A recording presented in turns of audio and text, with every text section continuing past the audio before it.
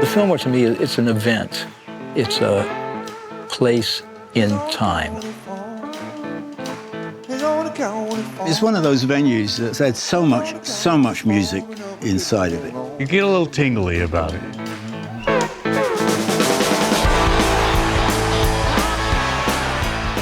You feel the history, you feel the ghosts, and you feel the magic that's happened. It's sort of dripping on the walls. Somehow it kind of makes you join in, you know, with whatever's gone on in there before.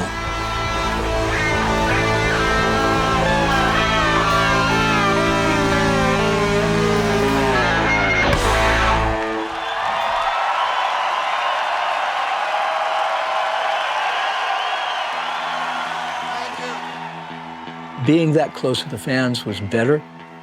I think the stage was a little lower. I think the fans were a little closer. Tom always loved playing in a smaller, you know, more intimate room. When you're in a smaller space that's enclosed like that, then the concentration of the energy, the concentration of the band, the focus is different. That's got a really serious kind of magic. And you can do this thing where you can see the whites of everybody's eyes. And there's a different kind of feedback loop between the audience and the band, because you're all jammed in there. It's incredible. Tom, he was really thinking about everybody, you know, like there was a selfish element to like, yeah, we're gonna be there for a month, we're gonna play whatever we want. But at the same time, he was thinking about the audience too. He wanted to make sure they got a different show every night. It's just such a beautiful, there's so much love. The audience, dude, the venue and the audience to come there, and they get right up front, and they're just so full of energy. And I thought, you know, wouldn't it be great to get some Fender guitars that, you know, aren't that expensive, that are nice, and play them on the last song. At the end, just here, want it? It's yours. Take it home with you. It's really cool.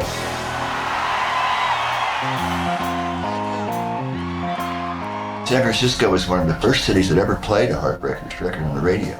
So the Fillmore in San Francisco is the birthplace of all that great music, all those great bands, and we felt it right away. You know, it just felt like this is a great place to do this project. Our shows were large arenas and sheds. So this was kind of an outlier to do. The house band at the Fillmore for a month, played 20 shows in a month. Not everybody was doing it. Most musicians at that point, they would have gone, well, let's go do a tour and make some money. We'll go play a few stadiums or whatever, you know. But he came in from the other way, you know, gave them the freedom to do whatever they wanted to do.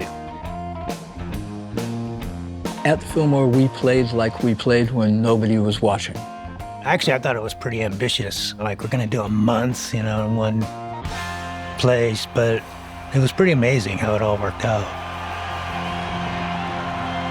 He'd bring in a set list, and it would include some stuff that we had worked up in the sound check. And we did a few days of rehearsal in LA before we went up there to learn some stuff like Night Watchman that we had never played with Steve. And I had been doubtful, can we really do this? Because I'm always afraid. I think, what a great idea. No, it's too intimidating. We'd listen to it on the boombox and then we play it. That was it. The first day, Tom counted off Night Watchman, Steve started, and I went, holy moly, we can do this. We're gonna do a song by the Zombies from the mid-60s. This kind of obscure song. It's called I Want You Back Again. 1, 2, 3, 1,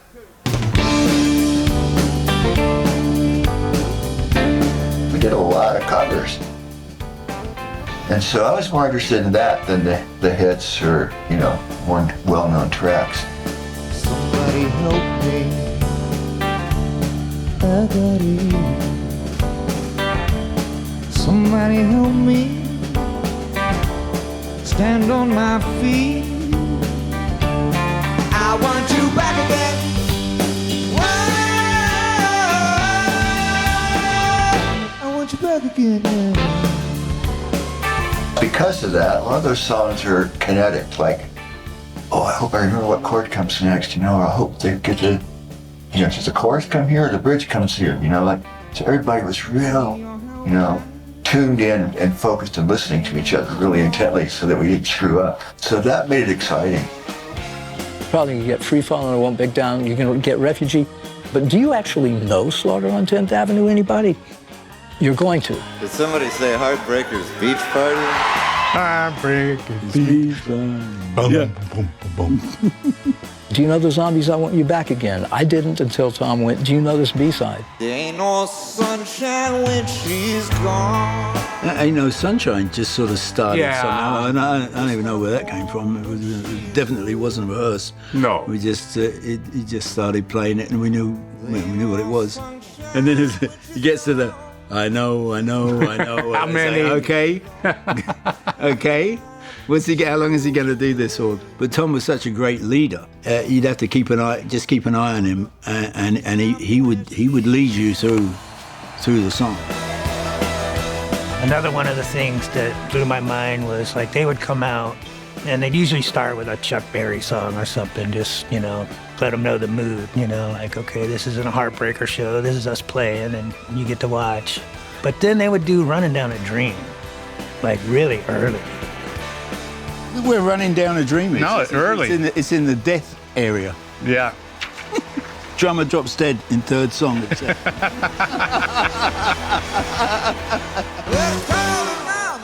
One of them was called The Date I Had with That Ugly Homecoming Queen. And that's indicative of what the Fillmore experience was like. Because that was just some stuff I played in my hotel room one morning. And I liked the riff, and I thought, I'll show this to the band at sound check. And Tom goes, oh yeah, that's cool. Let's put it in the set tonight. I'll make up some silly words, you know. And we played it that night. So it went from morning to the stage, you know, in 24 hours. I was always amazed at how versatile that band was. Tom was definitely, you know, the leader and the one that everybody took the cue from, but he was never up there going, okay, now here and this, or, you know, it was never like that, you know, like they just instinctively knew. I have no idea how it worked. It always amazed me. I love these cats. I love playing with them. And look what we're doing. Look who else we're playing with. John Lee Hooker, ladies and gentlemen. John Lee Hooker, you know, he'd been at the boogie. He's the guy. He's the boogeyman. And it was just a treat to go up and stand on stage next to him.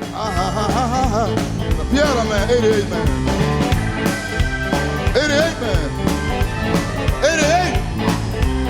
88. Do the boogie. Do the boogie.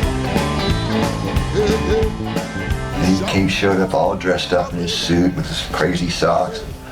He had like 4 girlfriends. He was looking sharp, you know. To play with him was like a dream come true.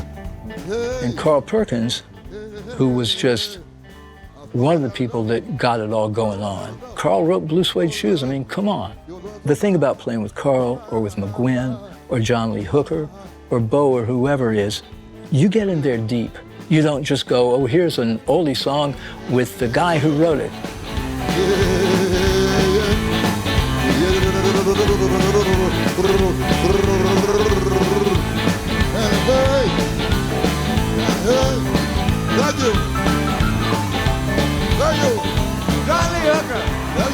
But not to mention Tom singing all these songs, because he was such a terrific singer. Well, it was nearly summer this time.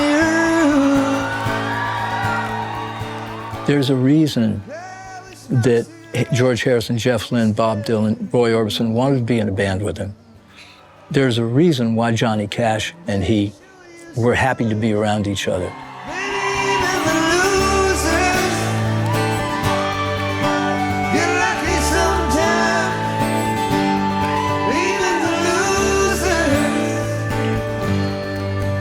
Keep a little bit of pride. They get lucky sometimes. I had the time of my life. By the last night, we played 3 hours. So there were a lot of audibles called. We just didn't stop. I remember the last encore, the final night, they must have played 20 songs, you know, because they just didn't want to end it. And they just kept going and kept going. The box sets that have been coming out, all of them, have shown a side of the band and of Tommy that I don't think everybody knows when they hear the hits. I knew in my heart that it was really special stuff and that someday I would dig into it. Because I know when it went down, I remember thinking, this is the Heartbreakers, you know, at their loosest, best. If we're going to put out a live record, you have to give them something different. You have to have an event. And the Fillmore was an event. We never played this before, we never played it again. It's that crazy stuff where you're up on the high wire. It's like, that's a long way down and there's people watching. Okay, play another chorus. Let me take a solo, I don't know the chords. It's the best, I miss that. I really miss it.